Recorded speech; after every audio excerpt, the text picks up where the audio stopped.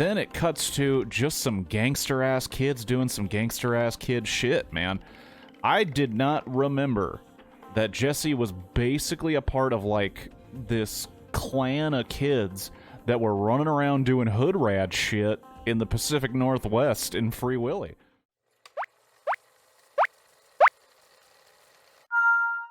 Hello and welcome to an episode of Blockbuster Review. If you don't know what that is, it is where I play a single game of Tetris Marathon and try to review a film before the blocks reach the top or we get to 150 lines. Spoilers are at line 50. I don't think it will matter in this case. Let's go. We'll actually start at go. So Free Willy is a movie from 1993 that I watched a ton.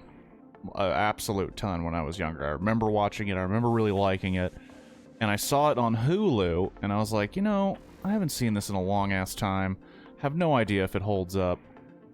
I'm gonna watch this bad boy. So I throw on Free Willy, and this is a post-Blackfish world, you know, where we learned SeaWorld and their practices may not be on the up and up. And of course, they may or may not think that that documentary was accurate, and I may or may not be avoiding the real point of this review, which is to talk about Free Willy. It's the story of a kid named Jesse, who is a foster kid who, in the beginning of this film, you see the capture of who we believe is Willy. It could just be another random whale, but I believe it's supposed to be Willy. And then it cuts to just some gangster-ass kids doing some gangster-ass kid shit, man. I did not remember that Jesse was basically a part of, like, this clan of kids that were running around doing hood rat shit in the Pacific Northwest in Free Willy. But he was, dude. They were just street urchins living the life. And after one night where I guess they were looking for a way to get away from the cops, and they found some shelter. Him and his buddy, what's his name, Perry. And they find some shelter, and you know what you do? You find shelter. First thing you got to do, tag it, cause why not? You're here.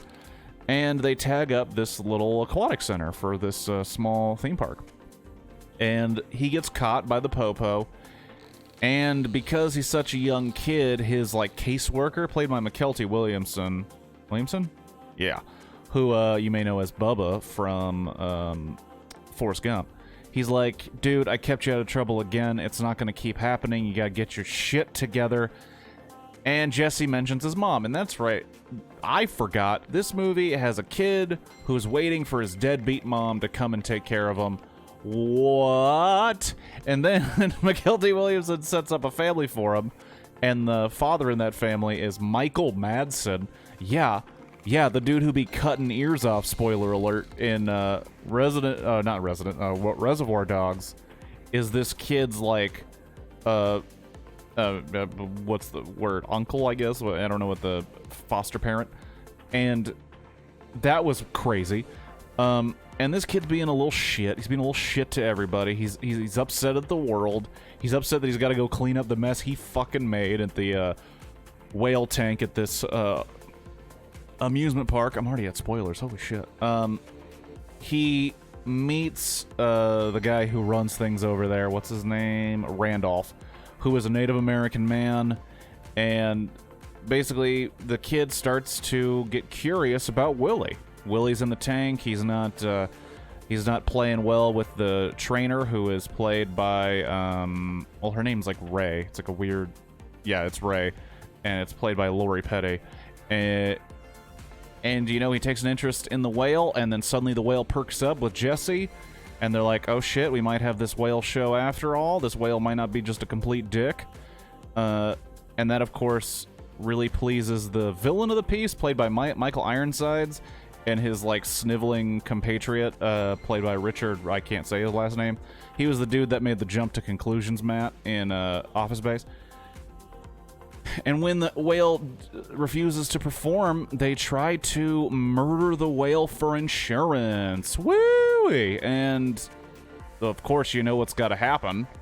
after the whale is basically set to die, the kid and the group of misfits who hate working for the park anyway gotta save Willy by putting him back in the ocean. And there's this race against time. They get caught in the mountains, which there's the very, very tense moment that is way more effective as an adult that understands the precarious position one could find themselves in while driving in the mountains without the proper equipment. And they're holding a whale off like the side of this cliff, and the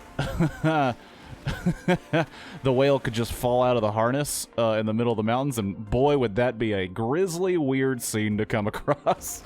Because they're doing it in the middle of the night, but just like the fucking story on that shit, if you were like, there's a killer whale in the middle of the fucking forest, and just to hear what happened, next level. I mean, you know the story. It's a children's film about whales. So obviously the whale survives. The kid has a very big hand in it, in the whale surviving. It's a big fuck the man, and you know, they do this thing which is kind of funny, where like the head trainer Ray is like, well, you know, I mean, Willy wouldn't act like this if we had the proper stuff. And then of course the evil amusement park owner is just like, okay, well, he needs to make money. If he's not going to make money, I can't spend money to give him a better tank. And it's like, well, I mean, you could just let him go. Could just let this creature go that you spent to be a cash cow. He could be not a horrible, shitty human being, Michael Ironsides. But then again, that seems to be what you're exclusively cast as. No offense to Michael Ironsides. Does the movie hold up? Yeah. I mean, it's pretty cool. It kept my attention and had crazy fucking moments. Because, I mean, when you're a kid, you block out all that dark shit because you don't know how to process it. But when you're an adult and you're like, oh, this kid's waiting for his mom, and adults just straight look at him and go, your mom's a junkie and she's never coming back, you need to get your shit together, and you're like, oh, hot damn, okay. Responsibilities, life, it's tough, it's hard. And no offense to kids of the coming generation, but I think you gotta get used to some harsh realities pretty quick there, Scooter, because it's not gonna get much better for yous.